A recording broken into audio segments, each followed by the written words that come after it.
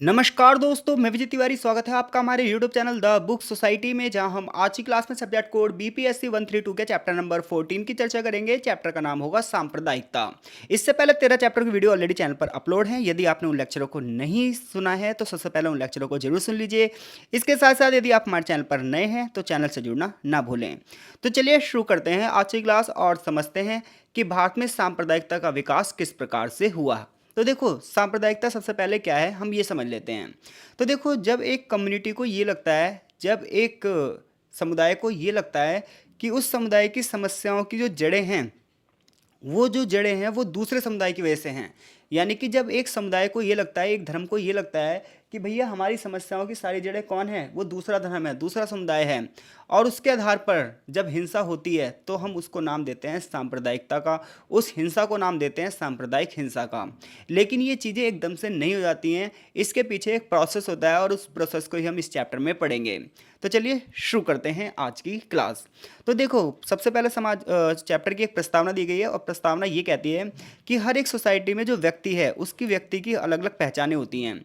कई बार वो पहचान धर्म के आधार पर हो सकती है, कई बार हमारी पहचान जाति के आधार पर हो सकती है, कई बार हमारी पहचान भाषा के आधार पर हो सकती है, कई बार हमारी पहचान जेंडर के आधार पर हो सकती है। तो ऐसे में जो संस्कृति है, भाषा है, धर्म है, रीति रिवाज है, इतिहास है, क्षेत्र है, इकोनॉमी है, ये हमें ना सदियों से प्रभावित करती रहती हैं। जैसे अर्थव्यवस्था के आधार पर कोई व्यक्ति कृषि अर्थव्यवस्था से प्रेरित है, कोई औद्योगिक अर्थव्यवस्था प्रेरित है। हर एक क्षेत्र के व्यक्ति को लगता है कि उसकी ही संस्कृति सर्वोच्च है, चाहे वो साउथ इंडियन हो, चाहे वो नॉर्थ इंडियन हो, चाहे ईस्ट इंडियन हो, चाहे वेस्ट इंडियन हो। ऐसे ही इतिहास में हर एक कम्युनिटी ये चाहती है कि उसे सम्मान मिले। ऐसे ही हर एक बंदा अपने रीति रिवाजों को सर्वोच्च मानता है। तो ऐसे में ना कई बार मतभेद होने की जो आकांक्षाएं हैं वो लगातार बढ़ती रहती हैं। तो पहचान बनाने के लिए कई बार चीज़ें घटती रहती हैं और कई बार इनकी संख्याएं बढ़ती रहती हैं। तो ऐसे में बहुत सारे कारक हैं जो लोगों की पहचान को प्रभावित करते हैं, और इनमें से जो सबसे बड़ा कारक बन जाता है वो बन जाता है धर्म। और धर्म के आधार पर ही सांप्रदायिकता का निर्माण होता है। तो ऐसे में प्रश्न ये उठता है कि सांप्रदायिकता है क्या। तो सांप्रदायिकता एक विचारधारा है जो किसी कम्युनिटी के दृष्टिकोण को बताती है। ये किसी धर्म पर हमेशा आधारित होगी, ये बात ध्यान रखना। यानी कि सांप्रदायिकता एक क्या है, सांप्रदायिकता एक विचारधारा है। सांप्रदायिकता किसी कम्युनिटी के दृष्टिकोण को दिखाती है और ये हमेशा किस पर आधारित होगी, धर्म पर आधारित होगी।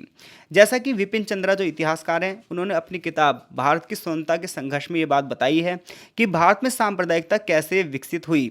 तो वो कहते हैं कि भारत में सांप्रदायिक विचारधारा के 3 तत्व थे। सबसे पहले पता क्या हुआ, सबसे पहले लोगों के मन में ना एक धर्म के प्रति विश्वास आता है। तो सबसे पहले लोगों के मन में किसी एक विशेष धर्म के प्रति विश्वास आता है। सपोज डेट, चाहे हिंदुओं के लिए आ जाए, चाहे इस्लाम के लिए आ जाए, चाहे सिख के लिए आ जाए, चाहे ईसाइयों के लिए आ जाए। फिर क्या होगा, वो अपने धर्म के लिए ही राजनीतिक हित चाहेगा, अपने धर्म के लिए आर्थिक लाभ चाहेगा, अपने धर्म के लिए सामाजिक लाभ चाहेगा, अपने धर्म के लिए ही सांस्कृतिक लाभ चाहेगा। तो पहले तत्व में क्या होगा, सांप्रदायिकता की पहली स्टेज में क्या होगा कि एक व्यक्ति अपने आप को किसी एक धर्म से जोड़ लेगा और फिर वो सोचेगा कि राजनीतिक, आर्थिक, सामाजिक, सांस्कृतिक हर तरफ से उसके कम्युनिटी का प्रॉफिट हो। दूसरे तत्व में पता क्या होगा, दूसरे तत्व में ये होगा कि लोग ये मान लेंगे कि हर धर्म के अपने हित एक जैसे नहीं होते। हर धर्म का जो प्रॉफिट है वो अलग अलग तरीके से हो सकता है, एक ही पॉलिसी से, एक ही नीति से हर धर्म का प्रॉफिट नहीं हो सकता। ऐसा लोगों के मन में आ जाता है। कौन से चरण में, दूसरे चरण में। तीसरे चरण में पता क्या होता है, तीसरे चरण में लोग ये मानकर चल लेते हैं कि हमारी समस्या जो है वो दूसरे धर्म की वजह से हैं, और ऐसे में शत्रुता बढ़ती है और यहीं से शुरुआत होती है हिंसा की, यहीं से शुरुआत होती है दंगे की, और इन्हीं को नाम दे दिया जाता है सांप्रदायिक दंगे, सांप्रदायिक हिंसा, सांप्रदायिक स्थिति। तो विपिन चंद्रा ने बहुत अच्छे से इस चीज़ को डिफाइन किया है कि सांप्रदायिकता एकदम से नहीं होती, सांप्रदायिकता विभिन्न तत्वों में होती है। सबसे पहले तत्व में व्यक्ति क्या करता है, सबसे पहले तत्व में व्यक्ति अपने आप को किसी एक धर्म विशेष से जोड़ लेता है और उसके बाद अपने सामाजिक, आर्थिक, राजनीतिक, सांस्कृतिक लाभ के बारे में सोचता है।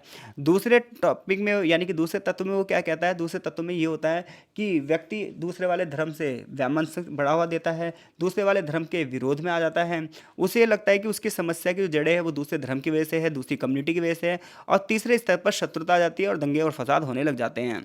इसके अलावा सांप्रदायिकता का जो संबंध है वो सांप्रदायिक हिंसा से है, और ये दोनों चीज़ें एक दूसरे से जुड़ी हुई हैं, क्योंकि सांप्रदायिकता एक जागृति है, सांप्रदायिकता एक अवेयरनेस है किसी अपने धर्म के प्रति। और ऐसे में दो धार्मिक गुट जो हैं, जब वो अपने आप को सर्वोच्चता के लिए बुलाते हैं, सर्वोच्चता के लिए प्रतिद्वंद्विता करते हैं, तो ये समाज में हिंसा में तब्दील हो जाती है और दो धार्मिक गुट एक दूसरे के खून के प्यासे हो जाते हैं। लेकिन ये चीज़ें ऐसे नहीं होती हैं, क्योंकि धर्म तो सदियों से रहा है, धार्मिक विभिन्नताएं भी सदियों से रही हैं। तो फिर ऐसा कैसे हो जाता है कि लोग तलवार उठा लेते हैं, लोग पत्थर उठा लेते हैं, ऐसा कैसे हो जाता है। तो ऐसा इसलिए होता है क्योंकि हर कम्युनिटी का अपना एक नेता होता है और ये नेता अपने कम्युनिटी के सदस्यों को उकसाता है, अपने कम्युनिटी के सदस्यों को समझाता है कि जो दूसरे लोग हैं ना यही हमारी समस्याओं के लिए जिम्मेदार हैं। अगर हमें पानी नहीं मिल रहा है ना इन लोगों की वजह से नहीं मिल रहा, अगर हमें खाना नहीं मिल रहा है ना इन लोगों की वजह से नहीं मिल रहा है, अगर हमें नौकरियां नहीं मिल रही है तो इन लोगों की वजह से नहीं मिल रही हैं। तो ऐसे में ना लोगों को लगता है हाँ भाई ये सही कह रहा है, और इसी वजह से एकदम से दंगे हो जाते हैं। जैसे भारत में जाति आधार पे बहुत ज़्यादा इस समय लोगों को फंसाया जा रहा है कि पता है उन लोगों को आरक्षण मिला हुआ है इसलिए उन्हें नौकरी मिल रही है, एक काम करो तुम आरक्षण को हटा दो। तो ऐसे में लोगों को उकसाया जा रहा है और आए दिन दंगे फसाद हो रहे हैं। आए दिन भारत में ये उकसाया जाता है कि देखो पता है तुम्हारी समस्याओं की जड़ पता है कौन है, मुस्लिम है। मुस्लिमों को ये भड़काया जाता है तुम्हारी समस्याओं की जड़ पता है कौन है, हिंदू हैं, और इसके आधार पर दंगे करवा दिए जाते हैं। मुझे समझ में नहीं आता लोगों को भड़काया जाता है और लोग भड़क जाते हैं, उनके पास अपनी बुद्धि नहीं है क्योंकि लोग एजुकेटेड नहीं है, लोग पढ़ नहीं रहे, लोग समझ नहीं रहे हैं। जिस दिन वो समझ जाएंगे ना तब सांप्रदायिकता खत्म हो सकती है, बिना एजुकेशन के सांप्रदायिकता खत्म हो ही नहीं सकती है। तो सांप्रदायिकता की अवधारणा को जब आप समझते हो, उसके अध्ययन को आप करते हो तो अलग अलग विचारधाराएं आती हैं। उनमें से एक विचारधारा आती है अनुभाविक अवधारणा। तो अनुभाविक अवधारणा पता क्या कहती है? अनुभाविक अवधारणा ये कहती है कि जब सांप्रदायिक दंगे होते हैं तो क्यों होते हैं, जब हम सांप्रदायिक दंगे हो रहे हैं तो क्यों हो रहे हैं, इसका अध्ययन कर रहे हैं तो कौन सी है, ये अनुभवों से सीखी हुई अवधारणा है, इसलिए इसका नाम है अनुभाविक अवधारणा। अमृता बासु, पाल ब्रॉस, आशुतोष वर्षे इस अवधारणा के प्रमुख लेखक रहे हैं। दूसरी अवधारणा है भौतिक अवधारणा। भौतिक अवधारणा समाज में ना निचले स्तर से समझने की कोशिश करती है चीज़ों को, कि अगर चीज़ें हो रही हैं तो क्यों हो रही हैं, अगर ये चीज़ हो रही है तो इसमें राजनीति की क्या भूमिका, अगर ये चीज़ हो रही है तो इसमें सरकार की क्या भूमिका है, अगर ये चीज़ हो रही है तो इसमें लोगों की क्या भूमिका है, अगर ये चीज़ हो रही है तो सोसाइटी ऐसी चीज़ों को क्यों कर रही है। तो नीचे के स्तर से सोसाइटी को समझने का प्रयास किया जाता है भौतिकवादी दृष्टिकोण में। केटी शाह, विपिन चंद्रा, अचिंत वनायक, सीपी भामरी ऐसे प्रमुख लेखक हैं जो इस दृष्टिकोण के हिसाब से चल रहे हैं। ऐसी एक अमेरिकन विचारक है जिन्होंने एक किताब लिखी है क्लेश ऑफ सिविलाइजेशन, उसमें भी उन्होंने भौतिकवादी दृष्टिकोण बताया है कि किसी भी समस्या की जो जड़ें हैं वो समाज के निम्न स्तर से ही होती हैं, जिसमें हर एक व्यक्ति की कुछ जिम्मेदारी होती है, और जब व्यक्ति अपनी जिम्मेदारी को फॉलो नहीं कर पाता तो ऐसे में क्या होता है, वो समस्या बनती चली जाती है। तो अब तक हमने क्या पढ़ा है कि सांप्रदायिकता क्या होती है और सांप्रदायिकता के तत्व कैसे फैलते हैं। अब हम बात कर रहे हैं कि भारत में सांप्रदायिकता की उत्पत्ति कहाँ से हुई। तो ये माना जाता है भारत में सांप्रदायिकता की उत्पत्ति का श्रेय ब्रिटिश को दिया जाता है। जो अंग्रेज थे इन्होंने भारत में सांप्रदायिकता के बीज बोए हैं, ये औपनिवेशिक शासन की एक उपज है। आप 1857 का विद्रोह देख लो, 1857 के विद्रोह में अंग्रेजों को ये बात समझ में आ गई कि भारत की जो एकता है वो उनके शासन के लिए खतरा पैदा हो सकती है। ऐसे में उन्होंने 1857 के विद्रोह के बाद बड़े पैमाने पर सांप्रदायिकता को बढ़ावा दिया। उन्होंने ऐसी पॉलिसीज बनाई, ऐसी नीतियां बनाई जिससे भारत में हिंदू मुस्लिम एक दूसरे से दूर होते चले गए। उन्होंने बड़े पैमाने पर तुष्टिकरण की नीति अपनाई। उन्होंने क्या करा, मुस्लिम शासकों को पैसे देकर उनकी रियासतों को वापस करके 1857 के विद्रोह में फूट डाल दी। इसके बाद 1909 में एक कानून बना जिसे हम मिंटो मार्ले सुधार कहते हैं, और यहाँ पर उन्होंने सांप्रदायिकता के बीज बो दिए। आगे चलकर भारत में एक नया बुद्धिजीवी वर्ग उभरा जो नया पढ़ा लिखा था, जो वैष्णव शिक्षा लेकर आया था, बाहर से शिक्षा लेकर आया था। इन लोगों ने जब पढ़ लिख कर आए, अंग्रेजी शिक्षा का इन्होंने पढ़ा, अंग्रेजी शिक्षा को बढ़ावा मिला, तो जैसे जैसे लोग एजुकेटेड होते गए उन लोगों के अंदर ये चेतना आती गई, उन लोगों को ये समझ आती गई कि भारतीय समाज पिछड़ा है तो क्यों है, भारत में दयनीय स्थिति है तो क्यों है। तो इन लोगों ने देखा कि इस दयनीय स्थिति के कारण कौन है, अंग्रेज खुद हैं। इन्होंने पता है क्या, भाषा के आधार पर, जाति आधार पर, धर्म के आधार पर लोगों को इतना ज़्यादा बांट दिया है जिसकी वजह से लोगों के अंदर अवेयरनेस आ ही नहीं सकती। ऐसे में भारत में समाज सुधार शुरू हुआ, ऐसे में भारत में पॉलिटिकल अवेयरनेस शुरू हुई, ऐसे में भारत में सोशल अवेयरनेस शुरू हुई। राष्ट्रीय आधार पर कम्युनिटी गठन किए गए, पॉलिटिकल पार्टीज के गठन किए गए इस दौरान। तो ऐसे में देखा जाए तो सांप्रदायिकता की उत्पत्ति कहाँ से हुई है, ब्रिटिश से हुई है, क्योंकि वो कभी भी भारत को एकजुट होना नहीं चाहते थे। क्योंकि किसी भी बड़े देश पर शासन करने का एक ही तरीका है कि समाज को एकजुट मत होने दो। जब उनकी ताकतें बिखरी होंगी तो आपकी ताकत को कोई चुनौती होगी ही नहीं। तो ऐसे में औपनिवेशिक सत्ता ने भारतीय विविधताओं को आधार मानकर ये कहा कि भारत में इतनी ज़्यादा विविधताएं, इतनी ज़्यादा विविधताएं कि लोग कभी संगठित हो ही नहीं सकते। ऐसे में उन्होंने औपनिवेशिक ज्ञान को बढ़ावा दिया, उन्होंने लोगों के मतभेदों को उजागर किया, जाति धर्म भाषा के आधार पर मतभेदों को और ज़्यादा बढ़ावा दिया। राजनीतिक संस्थाओं में धर्म के आधार पर उन्होंने आरक्षण देने की बात कही। जैसे कि एक बहुत बड़े फिलोसफर हैं जेम्स मिल, इन्होंने अपनी एक किताब लिखी ब्रिटिश भारत का इतिहास। उन्होंने इसमें पता है क्या कहा है कि भारत के इतिहास को तो धर्म के आधार पर बांटा जाता है, प्राचीन काल, मध्यकाल और आधुनिक काल। जेम्स मिल ने पता है क्या कहा कि भारत का प्राचीन काल ना स्वर्णिम काल था, क्योंकि उस वक्त हिंदुओं का शासन था और बड़े पैमाने पर हिंदुओं के शासन की वजह से भारत एक अच्छे तरीके से शासन कर रहा था। लेकिन मध्यकाल में पता है क्या हुआ, मुस्लिम शासक आए, उन्होंने आक्रमण किया और भारत को तबाह कर दिया। बात कुछ हद तक सही भी है, बहुत सारे लुटेरे भारत से बाहर से आए थे। जैसे कि हम सभी को पता है महमूद गजनवी का आक्रमण हुआ, जिसे मूर्ति भंजक के नाम से जाना जाता है। अहमद शाह अब्दाली के आक्रमण हुए, तैमूर का आक्रमण हुआ। ऐसे इतने सारे जो आक्रमण हुए उन्होंने कहीं ना कहीं भारत को तबाह कर दिया है। मध्यकालीन भारत इस चीज़ का गवाह है। आधुनिक भारत में ये आया कि ब्रिटिश शाही है, ब्रिटिश शासन आया और ब्रिटिश शासन ने मुस्लिम शासन का अंत कर दिया। तो इस प्रकार से प्राचीन काल, मध्यकाल और आधुनिक काल में बांटा जाता है कि जो प्राचीन काल है ये सबसे स्वर्णिम काल था। कहीं ना कहीं उसके पीछे जो कारण है वो हिंदू राजशाही बताई गई है। आगे अगर आप देखोगे तो आगे चैप्टर में ये बताया गया है कि बहुत सारे लोगों ने इस चीज़ का विरोध भी किया है, जैसे कि सर सैयद अहमद खान। सर सैयद अहमद खान एक बहुत बड़े मुस्लिम विद्वान थे। इन्होंने कहा मुस्लिम क्यों पीछे है। मुस्लिम इसलिए पीछे है, बताऊं क्यों, क्योंकि वो एजुकेशन नहीं ले रहा है। ऐसे में इन्होंने ना क्या करा, इन्होंने ये कहा कि मुस्लिम वर्ग को भी अंग्रेजी शिक्षा को बढ़ावा देना चाहिए, उन्हें भी इंग्लिश सीखनी चाहिए, इन्हें भी पुरानी विचारधाराओं को छोड़ दिया जाना चाहिए। उनका ये मानना था हिंदू उच्च वर्ग पर क्यों है, क्योंकि हिंदू पढ़ रहा है, हिंदू लिख रहा है और हिंदू जो है वो गवर्नमेंट जॉब लेता जा रहा है। आगे चलकर सैयद अहमद खां के प्रयासों से एंग्लो ओरिएंट कॉलेज की स्थापना हुई, जिसे आज के टाइम पर अलीगढ़ मुस्लिम यूनिवर्सिटी के नाम से जाना जाता है। इसका जो उद्देश्य था अहमद खान का, वो उद्देश्य ये था कि एक नए मुस्लिम मध्यम वर्ग का उदय किया जाए, जो कि शिक्षित हो, जो शिक्षा के राह पर चल के आगे बढ़ सके, जिसके अंदर पॉलिटिकल अवेयरनेस हो, जिसके अंदर राजनीति को समझने की क्षमता हो, समाज को समझने की क्षमता हो, एजुकेटेड व्यक्ति हों। ऐसे में इन्होंने मुस्लिम समाज में सुधार किया। 1906 में आगे चलकर मुस्लिम लीग की स्थापना हुई। हालांकि मुस्लिम लीग की स्थापना इसलिए हुई थी ताकि बंगाल में हिंदू और मुसलमानों को क्या करा जाए, एकजुट ना किया जाए। ऐसे में बंगाल के नवाब जो थे उस समय के, और आगा खां को बुलाया गया। तो नवाब सदायतुल्ला खां और आगा खां ने मिलकर मुस्लिम लीग की स्थापना करी। लेकिन इस मुस्लिम लीग के पीछे अंग्रेजों की ही एक चाल थी, क्योंकि वो बंगाल का विभाजन करना चाहते थे और 1905 में बंगाल विभाजन का प्रस्ताव भी लाया गया और बड़े पैमाने पर इसका विरोध हुआ। तो ऐसे में इन्होंने ना मुसलमानों के मन में ये बात डाल दी, देखो भाई, अगर जब तक तुम अपना शासन स्वयं नहीं चलाओगे, जब तक तुम अपने अधिकारों की बात नहीं कर सकते।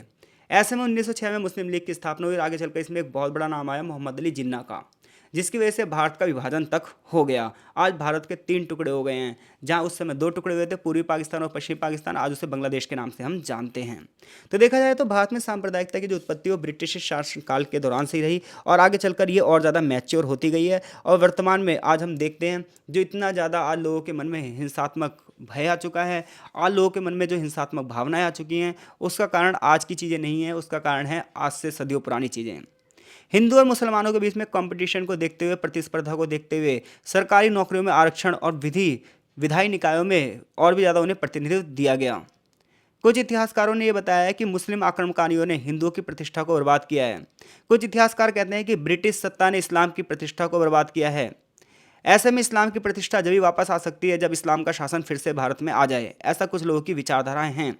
1909 में मिंटो मार्ले जो सुधार आया था, इसमें मुसलमानों के लिए अलग चुनाव क्षेत्र की बात की गई थी। ऐसे में आगे चलकर जितने भी कानून आए, चाहे 1919 के कानून हो, 1920 के कानून हो, इसमें बड़े पैमाने पर ऐसे ही मुद्दे उठते गए और छोटे छोटे कानूनों के माध्यम से भारत में सांप्रदायिकता और भी ज़्यादा तेज गति से आगे बढ़ने लगी। फर्स्ट वर्ल्ड वॉर के दौरान जब तुर्की हार गया तो तुर्की में खलीफा के पद को ख़त्म कर दिया गया। तो ऐसे में भारत में खिलाफत आंदोलन हुआ और खिलाफत आंदोलन ने पहली बार मुस्लिम समुदाय के लोगों को राजनीतिक घेरे में लेकर आए। आगे चलकर मुस्लिम लीग को लगने लगा कि ये ना कांग्रेस हमारे लिए कार्य नहीं कर रही है और इसी वजह से ये लोग कांग्रेस से अलग भी हो गए। हिंदुओं की तुलना में मुसलमानों की अंग्रेजी शिक्षा सीमित थी। शिक्षित हिंदू और मुसलमानों में सरकारी नौकरियों के लिए प्रतिस्पर्धा शुरू हो गई और इसमें मुसलमानों को ये महसूस हुआ कि भाई सरकारी नौकरी हमें हिंदुओं की वजह से नहीं मिल पा रही है। आप पढ़ क्यों नहीं रहे हो, आप अंग्रेजी शिक्षा उस समय ले क्यों नहीं रहे हो। तो ऐसे में ना जनता के मन में सांप्रदायिकता के बीज बो दिए गए और यही आज भी किया जा रहा है। तो अगर आपसे क्वेश्चन पूछे कोई कि भारत में सांप्रदायिकता का विकास कैसे हुआ है, तो आप ब्रिटिश शासनकाल के बारे में बताओगे।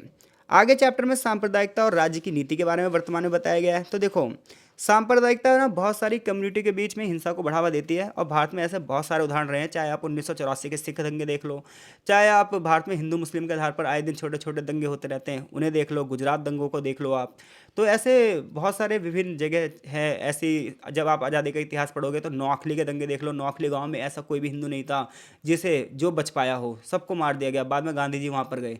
बहुत तगड़ा इतिहास है नौखली का, अगर आप पढ़ोगे तो बड़े आप हमारा जो विभाजन हुआ था उसमें 5 लाख से भी ज़्यादा लोग दंगों के आधार पर ही मारे गए हैं।